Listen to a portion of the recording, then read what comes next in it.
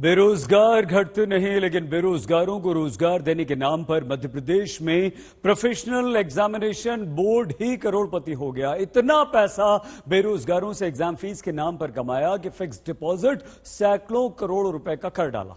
बस बेरोजगार ही फीस भरकर रोजगार का इंतजार करते रहे।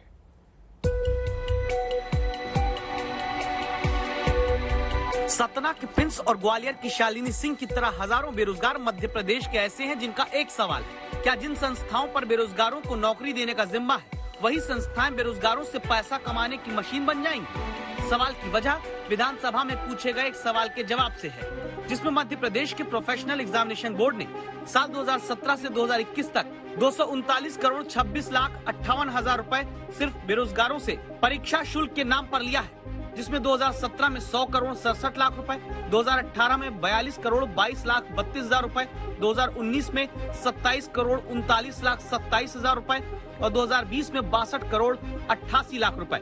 2021 में परीक्षा फीस के रूप में बेरोजगारों से 6 करोड़ 9 लाख 94 हजार रुपए लिए गए। 10 साल में 1000 करोड़ रुपए से ऊपर की सिर्फ फॉर्म भरने की फीस लेकर मध्य प्रदेश की बहुचर्चित परीक्षा कराने वाली संस्था व्यापम ने क्या इतनी नौकरी भी छात्रों को दी है?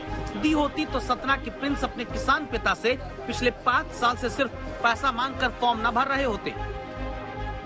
एसआई की तैयारी करता हूं और इस प्रकार से मेरे घर में मेरे 2 छोटे भाई बहन हैं, वो भी इसी की तैयारी करते थे।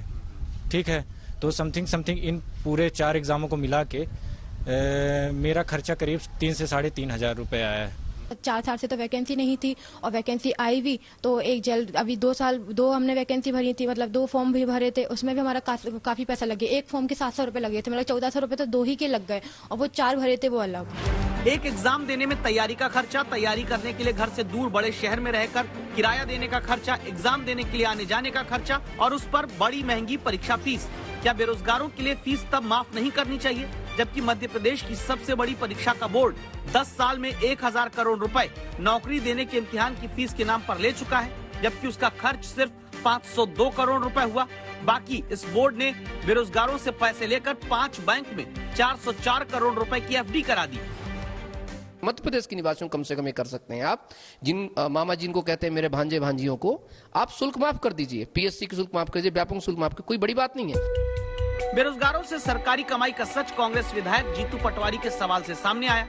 इसीलिए कांग्रेस का सवाल है कि बेरोजगार युवाओं से फीस ही क्यों ली जाती है।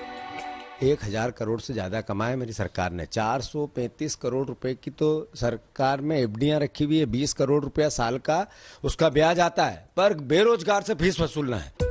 जिस दौर में सरकारें फिल्म देखने के लिए टैक्स फ्री होने का ऐलान कर देती है, क्या तब मुश्किल आर्थिक हालत के बीच बेरोजगारों से परीक्षा की फीस लेना भी माफ नहीं होना चाहिए? इतनी नौकरियां नहीं दी, उससे कहीं ज्यादा की बेरोजगारों से कमाई कर ली।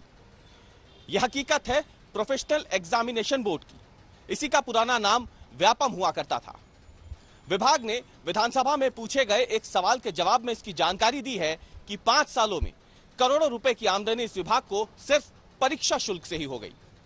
अब विडंबना देखिए, इस विभाग का गठन यूं तो हुआ था बड़े पैमाने पर भर्ती परीक्षाओं को आयोजित करने के लिए, लेकिन बेरोजगारों से परीक्षा शुल्क लेकर विभाग आमदनी में तो काफी आगे निकल गया, लेकिन बेरोजगारों को रोजगार देने में फिलहाल काफी पीछे भी रह गया। कैमरामैन इरशाद खान के साथ रवीश पाल सिंह, भोपाल, आज तक।